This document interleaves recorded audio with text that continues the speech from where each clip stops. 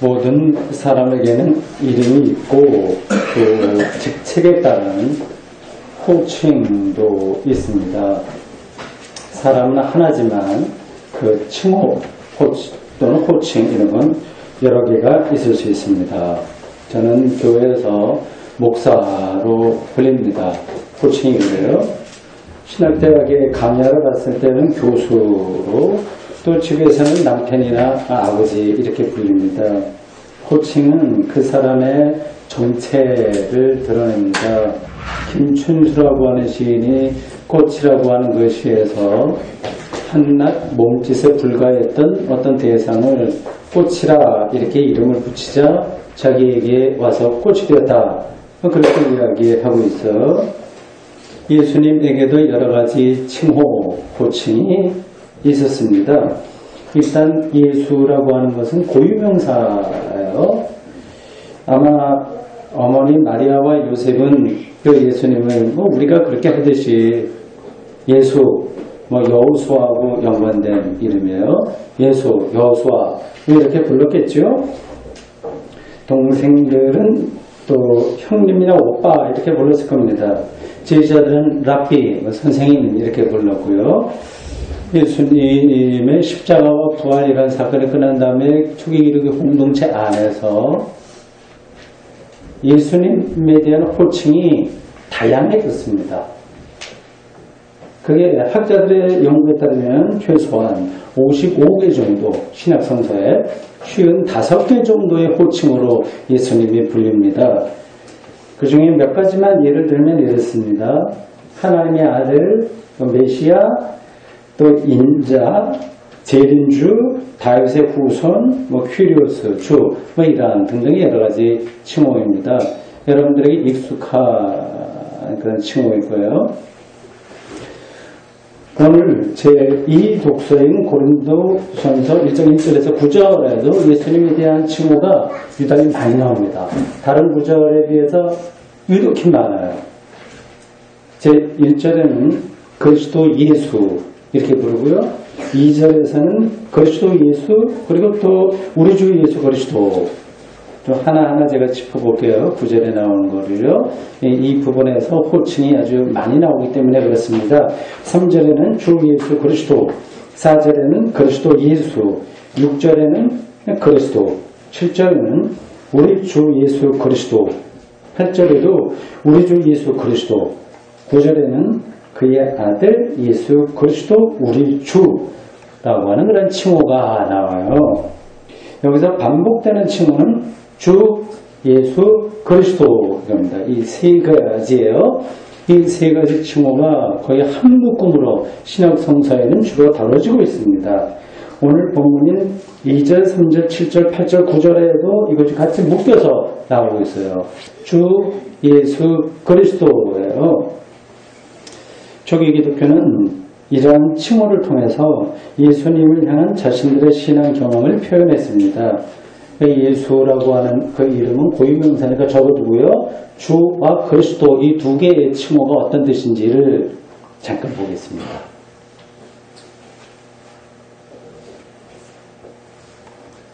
주, 이 단어는 헬라어 퀴리오스의 번역입니다. 우리가 보통 주님 이렇게 부를 때 그 단어예요. 이 단어는 히브리어 성경을 헬라어로 번역할 때, 그걸 이제 70인 번역이라고 하거든요. 헬라어로 번역, 히브리어를, 구약 성경을 헬라어로 번역할 때 경건한 유대인들이 입에 담기를 굉장히 두려워했던 야훼라고 하는 명칭을 이 단어로 바꿔서 불렀습니다. 이 칭호는 초기 기독교에서 두 가지로 이렇게 발전했어요. 예수님에 대한 칭호가 딱 처음부터 나온 게 아니라 천천히 기독교 역사 안에서 자라고 발전하고 이렇게 변화되고 그랬습니다. 이 퀴리오스라고 하는 단어가 두 가지로 이렇게 발전되어 왔습니다. 하나는 팔레스틴 공동체, 팔레스틴 교회예요. 히브리어가 아니죠. 아람어로 쓰는 그 지역이죠. 원래 이제 히브리 원주민들, 팔레스틴, 이스라엘 사람들입니다. 이 기독교인들은 이 퀴리오스라고 하는 칭호를 통해서 예수님이 다시 오실 분이라고 하는 점을 강조했고요. 재림하실 분이라고 하는 걸 강조했고요. 그리고 헬라 전통을 받은 기독교인들이 또 있어요. 그 사람들은 이 예수님이 교회와 세계, 더 나아가서 온 우주를 통치하는 분이라고 하는 점을 강조했습니다. 비슷하게 들리시나요? 약간 차이가 있는 거예요. 두 가지 갈래로 이 퀴리오스라고 하는 예수님에 대한 칭호가 기독교 공동체 안에 자리를 잡았습니다. 양쪽 모두 정치와 경제 권력의 최정상에 서 있던 황제가 아니라 십자가에 달리셨으나 부활을 승천하시고 세상을 심판하기 위해서 다시 오실 예수님이 세상의 참된 주님이다 이렇게 생각했고 그렇게 믿었고 그렇게 세상을 향해서 주장하고 선포했습니다. 당시 유럽과 아프리카, 근동까지 절대 권력을 행사하던 로마 황제와 그 권력 집단들이 이 기독교인들을 이렇게 주장하는 기독교인들을 어떻게 생각했을지 상상이 가시죠? 아마 가소롭게 생각했을 겁니다. 두 번째, 그리스도라고 하는 단어는 기름 부음 받은 자라고 하는 의미의 히브리어 메시아의 헬라어 번역입니다. 이 칭호는 원래 고대 이스라엘의 왕들에게 사용된 단어예요. 메시아라고 하는 거예요. 왕들이 하나님으로부터 기름 부음을 받고 하나님의 이름으로 이스라엘과 온 세계를 지배할 왕권을 부여받았기 때문에 이스라엘 사람들은 이 메시아라고 하는 단어를 그렇게 붙였습니다. 판넨베르크라고 하는 신학자가 사도신경 해설에서 그 책에서 이 그리스도라고 하는 단어의 개념을 다음과 같이 설명했습니다. 한번 들어보십시오. 잠깐 제가 인용하겠습니다. 메시아 칭호는 하나님 통치인 최후 심판을 위해서 재림할 예수가 미래에 갖게 될 기능의 특징을 가리켰다. 따라서 이 칭호는 부활한 주의 현재적 현실성과 관련되었다. 이 부활한 주는 비밀스러운 하나님의 관점에서 이미 현재의 세상을 다스리는 분이다. 신학자의 이 설명이니까 이제 확 와닿지는 않을 거예요. 이겁니다. 초기 기독교인들은 이 그리스도라고 하는 이 칭호를 통해서 예수님이 최후의 심판자라고 고백한 거예요. 그러니까 먼저 그런 신앙이 있기 때문에 이 그리스도라고 하는 호칭이 붙었겠죠. 최후의 심판, 생명을 결정하는 자이기 때문에 그럼 현재에도 마지막 결정이 되니까 이미 현재에도 힘이 미치는 건 분명하잖아요. 우리가 다 그걸 가야 되니까 말이죠. 근데 그거 뭐 드러나는 방식이 아니라 비밀한 방식으로 오늘 이 현재에도 그리스도인 주님이 통치한다, 지배한다 그런 생각을 했습니다. 이게 말이 될까요? 또 이해가 가시나요? 바울은 이러한 신앙의 근거에서 고린도 교우들에게 편지를 쓴 겁니다. 그냥 쓴 게 아니라 이걸 바탕에 두고 쓴 거예요. 이 바울은 그들에게 은혜와 평화가 있기를 바란다고 하는 의례적인 인사로 이 고린도 전서를 기록하기 시작합니다. 그리고 고린도 교회가 상당히 역동적으로 움직이고 있는 활발한 교회라고 하는 소식을 들고 알았기에 바울은 그들을 칭찬하고 격려했어요. 앞부분에 나옵니다. 4절, 5절을 공동 번역으로 읽겠습니다. 그리스도 예수를 통해서 여러분이 받은 하나님의 은총을 생각하면서 나는 언제나 하나님께 감사를 드리고 있습니다. 여러분은 그리스도와 함께 살면서 모든 것을 넉넉히 갖추게 되었고 특히 언변과 지식에 뛰어나게 되었습니다. 고린도 교회는 바울이 아주 소중하게 생각한 그런 교회였습니다. 바울이 고린도전서에서 다루고 있는 주제만 조금 우리가 따라가도 이것을 확인할 수 있어요. 12장부터 15장까지 4장에 걸쳐서 기독교 신앙의 아주 핵심 중의 핵심을 다루고 있습니다. 여러분들이 잘 알고 있는 고린도전서 13장 사랑 예찬이라고 하지 않습니까? 아주 잘 알려져 있는 것이고 아마 신학 성경 중에서 뭐 교회 안에서만이 아니라 교회 밖에서까지 가장 잘 이렇게 회자된다고 할까요? 많은 사람들이 인용하고 있는 구절이 고린도전서 13장이라고 해도 과언이 아닙니다. 12장은 은사에 대해서 말하고요. 14장은 방언에 대해서, 그리고 또 결정적으로 15장은 부활에 대해서 이야기합니다. 부활을 이야기할 때 빼놓을 수 없는 성경이 바로 이 고린도전서 15장입니다. 고린도 교회가 좀 문제가 있긴 있었어요. 너무 열심히다 보니까 신자들끼리 좀 다투기도 하고요.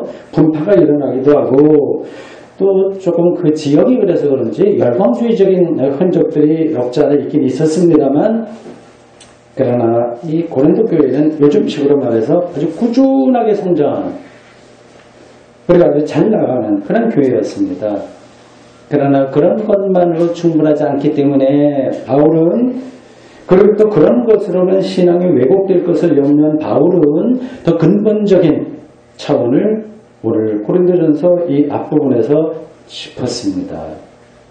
교회가 뭐 잘 되는 것만이 중요한 게 아니니까 신앙의 본질을 놓치면 안 된다. 그런 차원에서 짚은 거예요. 7절 후반절과 8절은 다음과 같습니다. 우리 주 예수 그리스도의 나타나심을 기다립니다. 주께서 너희를 우리 주 예수 그리스도의 날에 책망할 것이 없는 자로 끝까지 견고하게 하시리라. 여기서도 예수님에 대한 칭호가 똑같이 반복되어 우리 주 예수 그리스도의 나타나심, 드러나심, 계시, 그게 하나고요. 우리 주 예수 그리스도의 날, 똑같이 그리스도 예수가 나옵니다. 주 예수 그리스도가 무슨 뜻인지는 앞에서 제가 설명했어요. 그걸 전제하고 이 구절을 이해하셔야 됩니다. 현재와 미래를 통치하는 분이 바로 예수님이라고 하는 뜻입니다. 그런데 그 사실이 명백하게 드러나지는 않습니다. 이 세상은 아직도 정의와 평화가 실현되지 못했습니다. 예수 그리스도가 통치한다고 하는데 온갖 불행이 우리와 우리 주변에서 반복해서 일어납니다. 사람들은 끊임없이 싸웁니다. 정의가 아니라 오히려 불의가 득세하는 듯이 보입니다. 사랑이 아니라 미움이 세상을 지배합니다. 그리고 우리가 아무리 신앙생활을 잘해도 또 개인적으로 괴롭기도 하고요. 실수도 하고 평화를 잃기도 하고 고독하기도 하고 심지어는 불치병이나 큰 사고를 당하기도 합니다. 그런 것만이 아니라 교회를 우리가 아무리 아름답게 꾸려나가려고 하더라도 또 개혁적으로 이렇게 몸부림친다고 하더라도 그 어떤 교회도 완전한 교회는 없습니다. 교회 안에도 다툼이 있고요. 없는 교회는 없습니다. 불안이 있고요. 시기와 질투가 있습니다. 바울이 칭찬한 고린도 교회도 완전한 게 아닙니다. 예수 그리스도를 통한 구원이 그거를 통치한다고 믿고 이때 실증적으로 완성되지 않았다고 하는 뜻입니다. 이게 이제 우리의 신앙적인 딜레마이기도 합니다. 구원의 완성은 오늘 본문에 따르면 우리 주 예수 그리스도께서 나타나실 때에 이루어집니다. 아직은 아닙니다. 그때를 가리켜서 본문은 우리 주 예수 그리스도의 날이라고 했습니다. 우리 주 예수 그리스도의 날이에요. 오늘 설교 제목입니다. 영광의 날입니다. 예수님의 재림으로 생명이 완성될 거란 순간입니다. 그래서 바울은 7절에서 우리 주 예수 그리스도께서 나타나실 때를 기다린다고 했고요. 8절에서는 우리 주 예수 그리스도의 날까지 견고하게 서야 된다고 했습니다. 기다리면서 견고하게 흔들리지 말라고 하는 겁니다. 문제는 흔들리지 않고 견고하게 서서 그 날을 기다리기가 쉽지 않다는 데에 있습니다. 이 문제는 신앙적으로 각오를 아무리 잘 다져도 되지 않습니다. 믿습니다를 아무리 반복해도 되지 않습니다. 우왕좌왕 흔들리기가 쉽습니다. 성서가 말하는 종말론 중에는 하나님 나라를 향한 기쁨으로 마음이 어느 순간인가 뜨거워지다가도 어느 사이에 저 나락으로 떨어집니다. 그런 경험을 여러분들도 많이 하실 거예요. 그래서 많은 기독교인들이 뭔가 해결 방법을 찾아야 되는데 우회로를 찾습니다. 우회로. 정식 길이 아니라 우회로를 찾아요. 열광적인 신앙의 세계로 빠져들거나 기복주의에 빠져들입니다. 단순하게는 교회 성장에 매달립니다. 바리새인들처럼 종교적인 자기 성취에 매달리기도 합니다. 그런 일들을 하면 뭔가 구원의 확신이 있는 것 같아요. 느낌이 오기도 합니다. 그러나 꾸준하게 신앙이 성장하지는 못합니다. 교회 생활에 혹은 경건한 생활에 노하우는 늘지만 영성은 깊어지지 않습니다. 그래서 아주 사소한 문제로도 시험에 빠지곤 합니다. 그 이유는 이러한 우회로들은 구원을, 이게 나쁘다는 뜻이 아니에요. 근본적인 길이 아니라 옆으로 나가는, 돌아서 가는 길이기 때문에 이 우회로들은 구원을 혹은 생명 완성을 자기 안에서 찾으려고 하는 노력이기 때문에 그렇습니다. 기독교가 말하는 구원은, 생명 완성은 라틴어로 엑스트라 노스, 엑스트라 바깥에, 노스 우리 바깥에입니다. 내 안에 있는 것이 아니라 밖으로부터 주어지는 겁니다. 그러니까 불교하고는 이제 어프로치하는, 접근하는 방식이 다른 거예요. 기독교 신앙은 자아를 발견하는 게 아닙니다. 예수를 믿는 거예요. 그러니까 자기 자신이 아니라 예수 그리스도를 믿고 전적으로 의존하는 겁니다. 물론 기독교인이라고 한다면 누구나 다 예수님을 믿는다고 말하고 그러한 포즈를 취하겠지만 그런 게 사실은 실제로는 자기 열망일 경우가 적지 않습니다. 예수님과 대립했던 바리새인들의 종교적 열정과 헌신은 아무도 따라갈 수 없었지만 그게 결국은 자신들의 종교적 업적이었던 것하고 비슷하게 말입니다.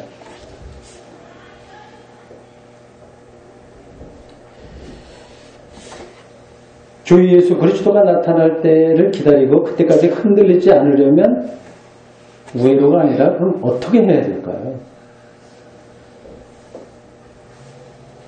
근본적으로 말하면 그건 우리가 어떻게 할 수 있는 성질의 것이 아닙니다.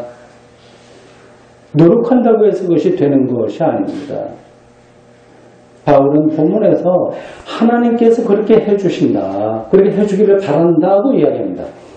주께서 너희를 흔들림 없이 책망을 받을 게 없이 그때까지 견고하게 하시리라. 이 8절 말씀이 그걸 가르쳐요. 그렇다면 가만히 앉아있으면 하나님께서 알아서 붙들어 주신다는 뜻이냐? 물론 그것은 아닙니다. 여러분들의 성경을 잘 이해하셔야 되는데요. 하나님께서 하신다는 말에는 우리의 생각과 선택과 노력이 다 담겨있는 거예요. 감나무 밑에서 입 벌리는 게 아니라고 하는 거죠. 예컨대 여러분들의 샘토교회를 찾아오신 것은 하나님의 섭리, 하나님의 뜻이지만 동시에 여러분의 생각과 결단이 다 포함된 겁니다. 하나님이 고린도 교회 교우들을 흔들리지 않게 하신다는 바울의 말은 흔들리지 마라. 이건 경고이기도 합니다. 바울은 이어서 흔들리지 않는 길을 제시합니다. 9절 말씀 다음과 같습니다. 마틴 루터 번역으로 읽겠습니다. 하나님은 진실한 분이시기에 당신들을 부르시어 하나님의 아들 예수 그리스도 우리의 주님과 친교를 나누게 하셨습니다. 우리 주 예수 그리스도와의 친교가 흔들리지 않고 우리 주 예수 그리스도의 날까지 우리가 기다리고 지탱해 나갈 수 있는 힘의 근원입니다. 여기서 핵심은 예수 그리스도의 친교예요. 친교는 헬라어 코이노니아의 번역입니다. 일치라고도 번역할 수 있어요. 현대 영어 번역은 예수 그리스도의 파트너가 되는 것이라고 번역을 했어요. 어떤 번역이든지 핵심은 예수 그리스도와의 깊은 관계를 누리는 것, 확보하는 것, 그 안에 들어가는 것입니다. 그래야만 흔들리지 않고 기다릴 수 있습니다. 자기 자신에 대한 열망이 아니라 예수 그리스도와의 친교라고 하는 사실을 기억하십시오. 자기 자신에 대한 열망이 강할수록 예수 그리스도의 친교는 느슨해질 수밖에 없습니다. 우리가 그리스도와의 친교 안으로 깊숙이 들어가지 못하는 이유는 자신에 대한 염려와 걱정에 휩싸이기 때문이기도 합니다. 그걸 벗어나기가 어려울 거예요. 아무리 벗어나려고 해도 잘 되지 않습니다. 그 벗어나려고 하는 노력하기 전에 어떤 것이 더 먼저냐 하면 그리스도의 친교입니다. 그 친교가 이루어지게 된다면 당연히 그 다음 문제는 천천히 그리고 때가 되면 저절로 해결될 겁니다. 보통 이제 우리 일상에서 예를 들자면 일단 어떤 사람이 사랑에 푹 빠지잖아요. 누구 사랑하게 됐다. 그럼 자기 일을 그렇게 별로 염려하지 않습니까? 비슷한 거죠. 예수 그리스도의 친교가 어떻게 가능할까요? 여기에 딱 떨어지는 대답을 찾을 수가 없습니다. 예수 그리스도의 친교라고 하는 말은 사실 막연합니다. 아는 것 같지만 잘 안 될 거예요. 손에 잡히지도 않습니다. 실제로 옆에 있는 교우들하고도 친교가 잘 이루어지지 않는데 어떻게 보이지 않는 예수님과 친교를 나누시겠습니까? 어려운 거죠. 그래 흉내만 내는 거죠. 근데 예수님과 동행한다고 말은 할 수 있지만 그 말을 한다고 해서 그것이 친교를 보장하는 것도 아닙니다. 어떻게 그리스도의 친교가 가능하냐 하는 그런 질문에 저는 설교자로서 묻히게 말지 모르나 여러분들에게 정답을 드릴 수가 없습니다.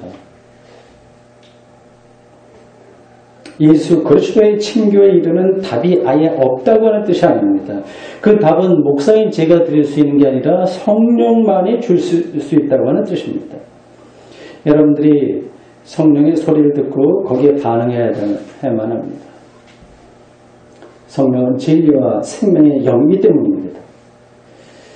이렇게 무책임한 발언 때문에 설교자로서 오늘 설교를 듣고 여러분들의 마음이 더 무거워지거나 신앙의 세계가 더 모호해지는 분이 계신가요? 그런 분들을 위해서 저의 개인적인 경험을 말씀드리겠습니다. 이게 정답은 아니나 틀린 답이 아니라고 하는 것도 분명합니다. 저는 20살 때부터 지금까지 40년 이상 신학의 세계에서만 살았습니다. 어설픈 상태에 머물러 있었던 적도 있었지만 그래도 꾸준하게 기독교 중심으로 들어가려고 배웠고요. 지금도 배우고 있고 기회가 있을 때마다 가르치기도 하고 또 가르치면서 배우기도 했습니다. 아는 것만큼 보인다고 하는 그 경구처럼 예수 그리스도를 아는 것만큼 기독교 신앙의 세계가 저에게는 보였고 보이는 것만큼 예수 그리스도와 친교를 맺을 수 있었습니다. 이게 저희 경험이에요. 그러니까 예수 그리스도와의 친교에 이르는 길은 배움이 최선입니다. 예수 그리스도에게 일어난 일에 대한 공부입니다. 보충적으로 설명하면 기독교 신자로 산다고 하는 것은 영적인 시인이 되는 것하고 비슷합니다. 시인이 억지로는 되지 않잖아요. 그래도 일단은 배워야 됩니다. 좋은 시를 많이 일단 외워야 되고요. 세상과 역사에 대한 공부도 해야 합니다. 그래서 준비가 되면 그 시인은 언어로부터 어떤 것을 듣습니다. 언어와 친교를 맺는 거예요. 언어와의 코이노니아. 기독교 신앙도 이와 비슷합니다. 예수 그리스도와 그에게 일어난 사건에 대해서 배워 알아야만 그와의 친교가 가능합니다. 그런 알매 과정이 혹은 배움의 과정이 성령의 역사이십니다. 하늘에서 불이 떨어지는 것이 아니라 여러분들의 배움 과정이 성령의 활동이십니다. 어떤 사람이 우상에 대해서만 혹은 세상살이의 요령에 대해서만 많이 터득하면 할수록 그는 그런 방식으로 세상과 소통하게 되지 예수 그리스도와 친교를 나눌 수는 없습니다. 그러니 여러분도 기독교 신앙의 중심이 무엇인지를 기회 얻는 대로 배우십시오.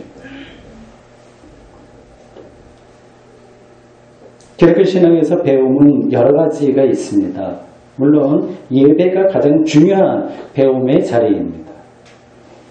거기서 말씀이 읽혀지고 선포되고 세례가 집행되고 성찬이 베풀어지고 기독교 영성이 담긴 찬양 찬송이 불립니다. 거기서 배우는 거예요. 여기서 배움은 단순히 예배 순서를 잘 익히거나 설교를 잘 알아듣는다거나 하는 것에 머무는 것이 아니라 예배 전체를 통해서 전달되는 궁극적인 생명세계와 종말의 예수 그리스도의 통치를 희망하면서 그것이 비밀한 방식으로 오늘도 우리를 지배한다고 하는 그 세계와 조우한다고 하는, 만난다고 하는 의미입니다. 그 경험이 예배에서 있어야 되는 거죠.